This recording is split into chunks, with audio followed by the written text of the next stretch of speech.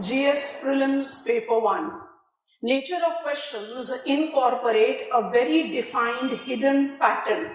Decoding that pattern by default makes your attempt more successful than your competitors. There are certain topics from which we are having repeated sequence of questions coming in. Right now, we are dealing up with climatological questions. Season cycle is one such topic which is having presence of the question year-on-year basis. Season cycle is one of the most fundamental, most elementary topic when you try to prepare for general studies, geography, preliminary or main examination. Season cycle incorporates certain important hidden in-depth factors. That is what we are going to handle in this session. Hello all of you, I am Neetu Singh. Season cycle, PYQ based questions and the probable questions. आज के session में हम क्या learn करने की कोशिश करेंगे? We'll be learning number one, what exactly is the difference between similarity तो हम सब जज करते हैं, but what is the difference between astronomical and climatological seasons? सबसे पहली चीज हम ये लर्न करेंगे. दूसरी चीज हम लर्न करेंगे जो मेरे ख्याल से सीजन साइकिल को पढ़ते समय हर एक एस्पिरेंट अपने फोकल पॉइंट पर रखता है. इसको हम बाय डिफॉल्ट लर्न करते हैं, that is thermal equator and geographical equator. Because in season cycle I need to be apt with the difference between these two terms applied with equator. तीसरी चीज जो हम लर्न आउट करेंगे वो है tilt और obliquity. Axial inclination of planet Earth from its axial plane 23.5 degrees. इसको आप obliquity के साथ रिलेट करते हो जो मिलानकोविच साइकिल से डिराइव है. How it is going to have the probability of questions in season cycle related expressions. और number 4, orbital eccentricity which correlates with Kepler's second law जो मुझे summer season paradox के बारे में बहुत interestingly बताता है. Have you heard about it? Summer season paradox is one of the most interesting and hidden aspect of climate season cycle that you have to decode. So in today's session we are focusing on these 4 expressions one by one. And let us begin with astronomical and climatological seasons. We all are aware of the fact that planet Earth is inclined on its axis and it is revolving around sun. In this revolution with axial tilt, there is apparent shift of sun towards north and south. This apparent shift tends to create season cycle. अगर हम season cycle को associate करें, season is associated with axial tilt and revolution, ठीक है? If I just take it as that elementary demarcation, तो इसमें astronomical और climatological seasons के बीच में क्या डिफरेंस है? Astronomical seasons are identified to be facilitated by earth's tilt and orbit. Orbit in elliptical path. तो एस्ट्रोनॉमिकल सीजन्स कितने part में डिवाइडेड होते हैं? 2. माने आप पूरे साल को 2 सीजन्स में डिवाइड करते हो, जिसको आप एस्ट्रोनॉमिकल समर्स बोलेंगे. वो हाई सन सीजन नदर्न हेमिस्फीयर का है. तो एस्ट्रोनॉमिकल सीजन जाएंगे सिर्फ दो astronomical summers, astronomical winters.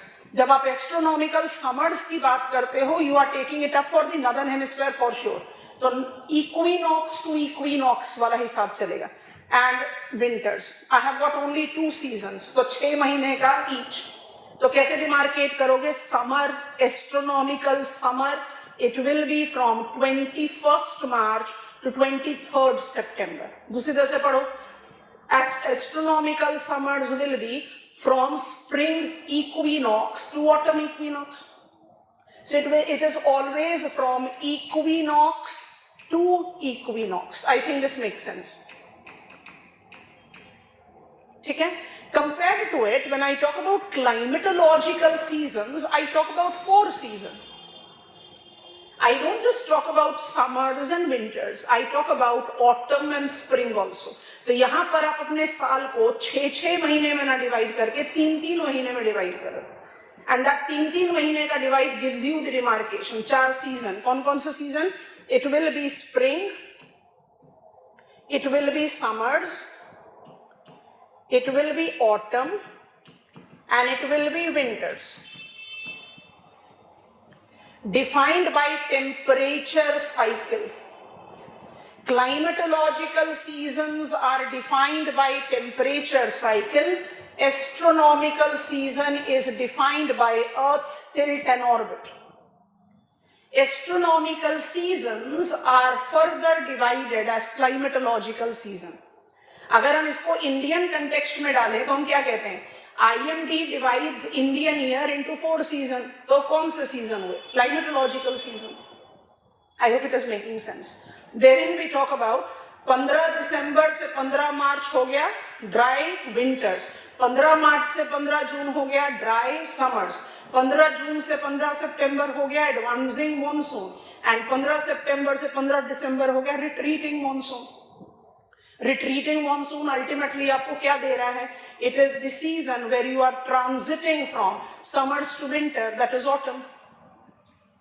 So astronomical and climatological season has got relation but they are different from each other. ठीक है, पहली चीज ये. Astronomical season always goes equinox to equinox. The दूसरी चीज हमें पिकअप करनी है वो है geographical and thermal equator. So if I take equators, तो geographical equator को आप simply define करो, ये रहा मेरा planet Earth, ये मेरा geographical equator. Imaginary line that is dividing, it's actually a circle, imaginary circle that is dividing our planet into 2 equal parts called northern hemisphere and southern hemisphere. Geographical equator is drawn to divide our planet into 2 equal parts, and every latitude is drawn at angular distance from geographical equator. So geographical equator हो गया largest circle, geographical equator हो गया the center of our planet, dividing planet into northern and southern hemisphere. ठीक, अब इसमें हम angle of sun rays को apply कर दें, इसमें हम सीजन का फैक्टर को अप्लाई कर दें, तो geographical equator at the center of our planet will be having high sun throughout the year. क्योंकि आप इक्वेटोरियल बेल्ट में किसी भी तरह का सीजन साइकिल एक्सपीरियंस नहीं करते हो. Equatorial climate is warm and wet throughout the year. ठीक है, तो यहाँ पर हाई सन तो सारे साल भर है, माने एस्ट्रोनॉमिकल समर्स यहाँ पर सारे साल, यहाँ पर विंटर नाम की कोई चीज नहीं होती. लेकिन डायरेक्ट सन रेज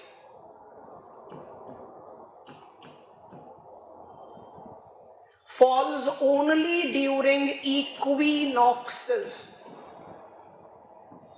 और यहां से आपको पिकअप कर लेना है अपना चेंज ओवर. वो चेंज ओवर क्या है? What is thermal equator? Imaginary line joining places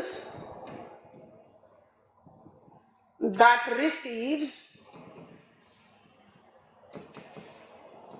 direct sun rays. So with axial inclination of planet Earth, North Pole, South Pole, 23.5 degrees from its axial plane. This is my geographical equator. Axial inclination of planet Earth and its revolution around Sun results into apparent shift, and that is very important thing for you to add on. ठीक है, तो यहाँ लिख दे रहे हैं apparent shift of sun north and south. तो जब सन का apparent shift रहेगा तो automatically thermal equator will be north of geographical equator or can be south of geographical equator depending on where is the apparent shift of the sun. तो thermal equator किससे relate कर रहा है? Season cycle से. Geographical equator क्या है? It's the location based demarcation to draw the set of the imaginary lines called latitude. Are geographical and thermal equator synonymous? Not at all. Is geographical equator ever having thermal equator overlapping? Of course, during equinoxes. समझ में आ गया? The geographical equator is the line that divides my planet into two parts, and thermal equator is the line where direct sun rays fall. तो axial inclination की वजह से या तो direct sun rays fall करेगा northern hemisphere में, आप उसको कहेंगे shift of thermal equator north of geographical equator, या करेगा southern hemisphere में, आप उसको कहेंगे shift of thermal equator south of geographical equator, or you can change it to apparent shift of sun towards north, apparent shift of sun towards south, respectively. And this gives you the crux of season cycle. So second expression भी clarity में आ गया. अब आ जाओ जरा third expression में, tilt and obliquity. अगर tilt को justify करोगे तभी तो thermal equator को बना रहे हो ना. अब tilt के reference में ही अगर आपने कोई बात करनी है, obliquity की बात करनी है, तो हम कहते हैं भाई 23.5 degrees from axial plane. What is the tilt of planet Earth? It is 23.5 degrees from axial plane. And Milankovitch cycle कहता है कि tilt जो है, जो obliquity है, वो change करती रहती है. हम उस डिबेट में तो अभी नहीं पढ़ रहे हैं कि whether the scholars completely believe it or not, but अगर tilt का effect आप लें, because of tilt there is apparent shift of sun towards north and south. But one very important thing that goes with the tilt has to be taken into consideration very prominently. Season cycle based question पर आराम से focus किया जा सकता है. Higher tilt 23.5 degree से ज्यादा कर दो, 24 कर दो, 25 कर दो, will result in higher reach of vertical rays. Vertical rays, direct sun rays. Further north or south with apparent shift of sun towards north and south. This will increase seasonality and extent of torrid zone, shrinking frigid zone. बात समझ में आ रही है? इसको change कर दो. Higher tilt को lower tilt कर दोगे तो क्या होगा? सीजनैलिटी और टॉरिड जोन का टेरिटोरियल स्ट्रेच श्रिंक होगा. हायर कर दोगे तो डायरेक्ट सन रे नॉर्थ या साउथ में ज्यादा पड़ेगा, तो you will have much extension of torrid zone. So tilt has got very significant role in determining seasonality or season cycle. अगर axial tilt ना हो तो season cycle का logic ही नहीं रहेगा. So higher the tilt, more the prevalence of direct sun rays, north, south of geographical equator, higher seasonality and extensive area of torrid zone, warming effect.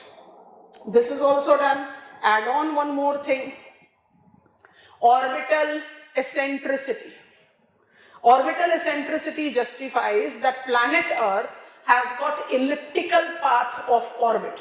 मेरा axial tilt 23.5 degrees है from axial plane and I am revolving around sun in elliptical path.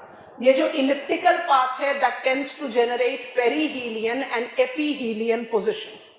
So the average distance between the sun and the earth is identified at 149 million kilometers.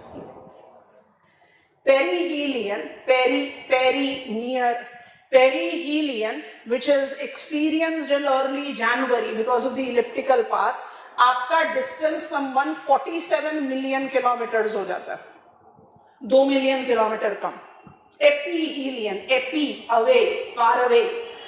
Early July, you have got the distance roughly between 151 million kilometers. ये 151 rounded off है तो कुछ text में आपको 152 million kilometers भी मिलेगा. Again you are having some 2 million kilometers का difference. So because the orbital path is elliptical, I develop perihelion and I develop ephelion positions, and that tends to generate long summer paradox. Long summer paradox. थोड़ा सा ध्यान से समझना. Long summer paradox क्या है? इसको आपने जज करना है Kepler's second law of planetary motion से।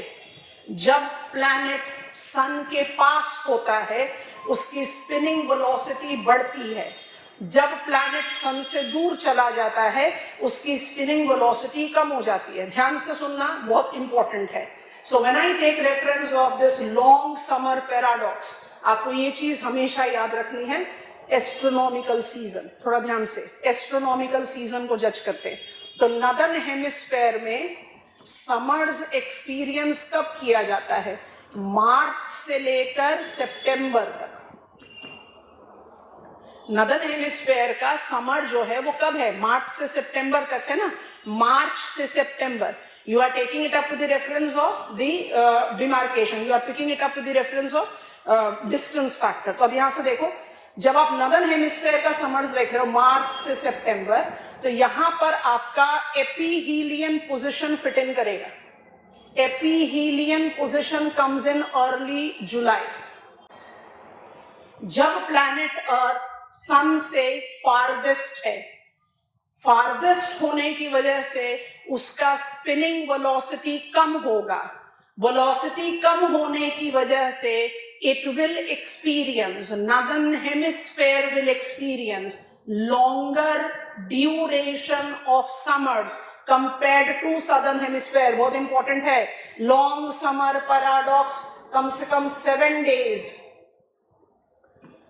lengthier summers in northern hemisphere compared to southern hemisphere, क्योंकि southern hemisphere का summers आएगा जब आप पेरीहीलियन पोजीशन पर हो। आपको बात समझ में आ रही है?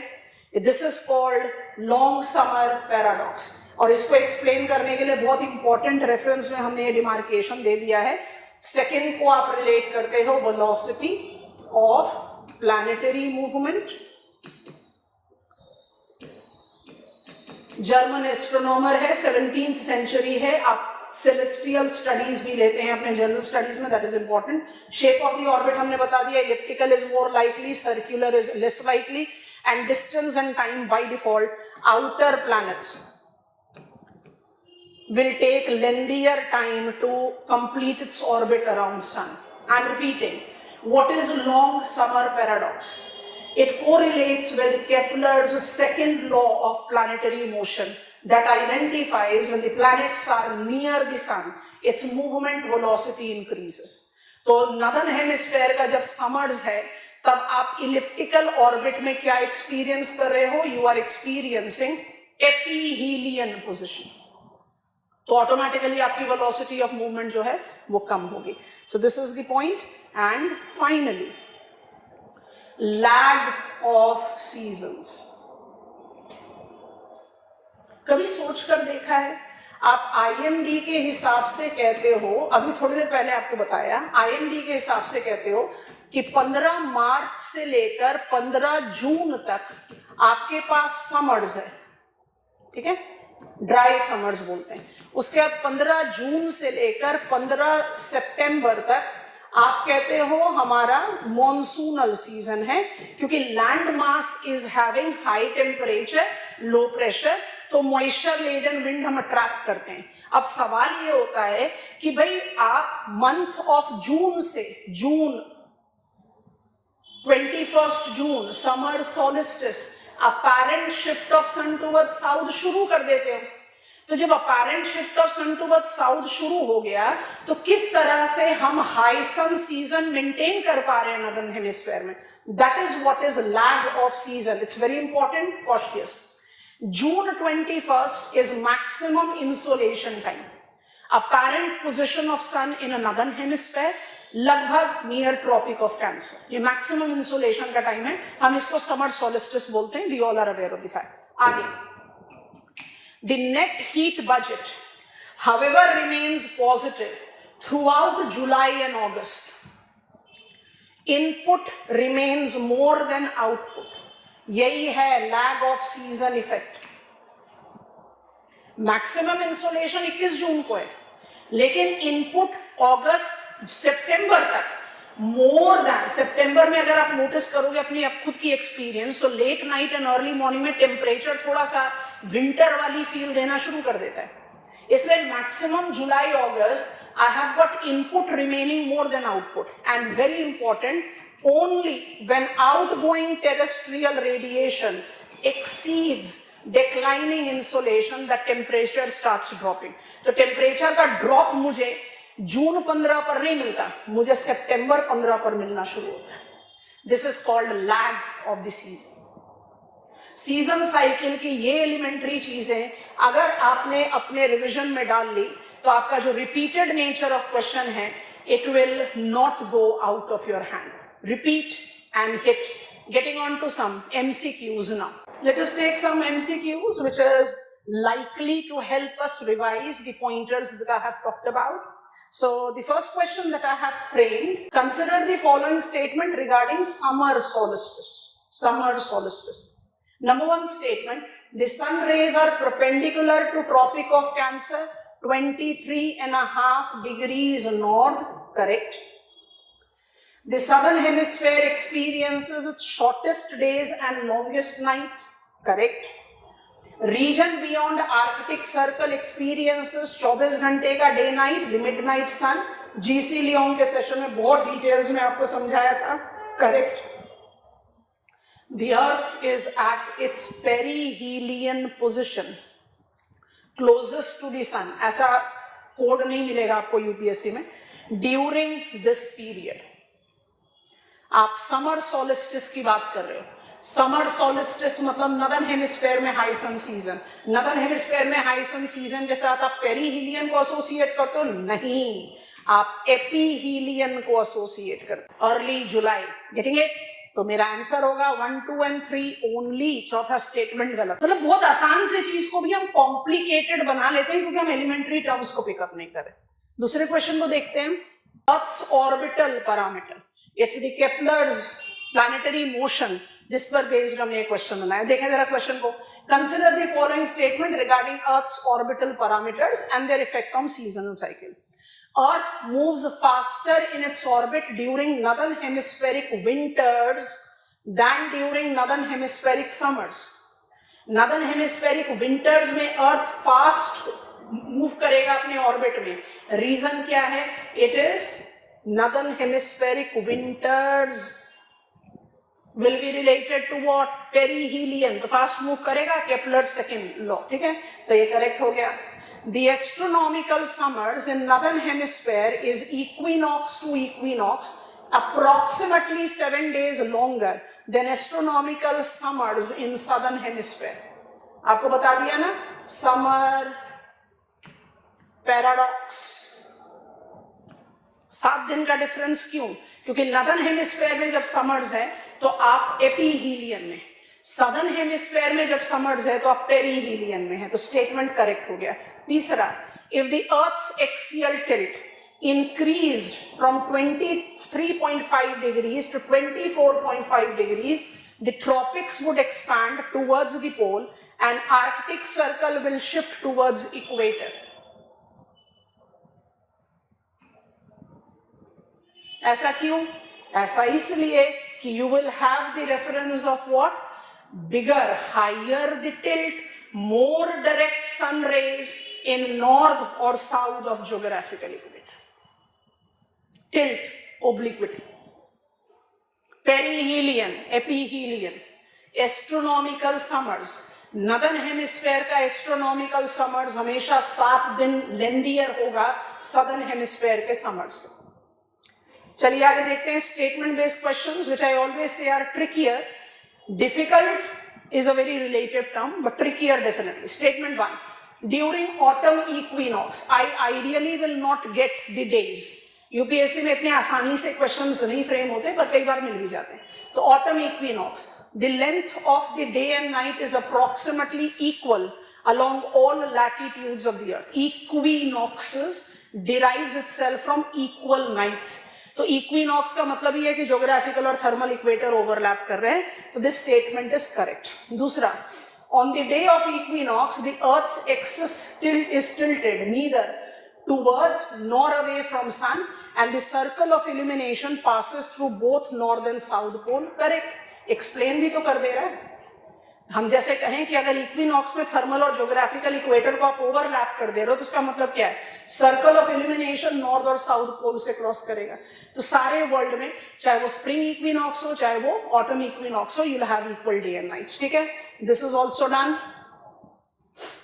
एक और स्टेटमेंट बेस्ड क्वेश्चन बनाए हैं, कंसंट्रेट करो. क्वेश्चन बना रहे हैं तो थोड़ा सा ज्यादा एक्सप्रेसिव ले रहे हैं. ब्रैकेट में डेज पॉसिबली ना भी हो. The date of highest surface temperature in northern hemisphere, middle latitude, usually occurs several weeks after summer solstice. Several weeks after summer solstice. क्या हुआ ये? Summer lag. Lag of summer season बहुत important है. The Earth's surface continues to receive more energy of insolation than loses through terrestrial radiation for some time after peak of solar intensity. Correct है और explain कर रहा है. आ रही है बात समझ में? I think it becomes easier. Season cycle में जो भी कुछ पढ़ा है इसमें ये terms को add कर लो revision. और हमारे पास लगातार रिपीटेड क्वेश्चंस आए हैं ईयर ऑन ईयर बेसिस. अभी एमसीक्यू का लास्ट स्लाइड है, इसके बाद हम आपको लेकर चल रहे हैं ऑफ द पीवाईक्यूज. आप खुद से देखें. 2 क्वेश्चन और आसान, थोड़ा सा ध्यान से. If the earth's axis were perpendicular to the plane of ecliptic, कोई एक्सियल टिल्ट नहीं, which of the following is more likely to be the consequence? There would be no change in the length of day and night throughout the year in any given latitude. क्योंकि axial tilt का ना होना geographical और thermal equator का overlap होने के बराबर ही तो है. तो वो कंडीशन कैसे हो जाएगी जो इक्विनॉक्स में होती है? उसी के कंटेक्स्ट में थोड़ा सा डिफरेंट. ध्यान से देखो. If the earth's orbit were perfect circle, orbit circle कर दो of the ellipse, but axial tilt remain 23.5 degrees. Axial tilt बराबर है, orbit कर दो circular. Which of the following will be the true factor? The seasons would be of exactly equal duration in both the hemisphere. अगर आपने tilt खत्म कर दिया तो length of the day and night change नहीं होगा. और अगर आपने orbit को circle कर दिया with axial tilt तो season cycle एकदम exact would be exactly of the same duration in northern and southern hemisphere. ऐसा क्यों होगा? Because you will not be having any effect that will be associated with Kepler's second law. अच्छा, अब आ जाओ जरा आपके PYQs में. 2024 का क्वेश्चन है. अब बहुत आसान लगना चाहिए. On 21st June every year, which of the following latitudes experiences sunlight for more than 12 hours? 21 June, summer solstice. Apparent shift of sun towards the north. तो नॉर्थ 24 घंटे से दिन ज्यादा कहां होगा? एक होगा इक्वेटर पर 24 घंटे से ज्यादा, 24 घंटे से ज्यादा, मोर देन 12 आवर्स. इक्वेटर पर 12 आवर्स होगा. ट्रॉपिक ऑफ कैंसर पर मोर देन 12 आवर्स होगा. आर्कटिक सर्कल पर मोर देन 12 आवर्स होगा. एक्चुअली नॉर्थ पोल पे तो 24 घंटा हो जाएगा. तो मेरा आंसर हो जाएगा 2 and 4. अगर 12 आवर्स एंड मोर लिखा होता तो इक्वेटर भी ऐड कर सकते थे. इजी क्वेश्चन 2024 का. आगे देखते हैं 2023. Easy question. In northern hemisphere the longest day of the year normally occurs in longest day second half of the month of June. June solstice mark northernmost point of journey of sun and then it's moved towards south. Highest apparent position in northern hemisphere. आपको समझ में बात आ गई. Easy going questions. And 2021 में देख लो फिर से वाला क्वेश्चन 21 जून 21 जून फिर से क्वेश्चन. आपको साल दर साल क्वेश्चन मिल रहा है. On 21st June, sun does not set below horizon at Arctic Circle, midnight sun phenomena. I hope you have understood this repeat and hit is so crucial for you to have your final revisions toward. Signing off for today's session.